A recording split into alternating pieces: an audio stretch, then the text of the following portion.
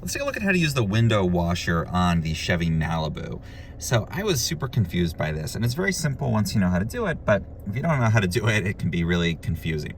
So this is the little controller for the windshield wipers on the side of the steering wheel. It's on the right of the steering wheel on my model.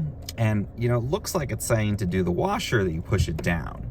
But in fact, that's not what the down does. The down actually just makes the windshield wiper go one time. That's what this is indicating. So what does this mean to get the washer to go? Well, it turns out the arrow here is actually pointing towards you, not down, as I thought initially. So to make it go and wash, we're actually gonna pull this towards us, like that. And you can see that's gonna spray, and then we can let the windshield wiper clean that off. So it's not down as you might think. You might do this and go, oh, it must be out of washer fluid because it's not going.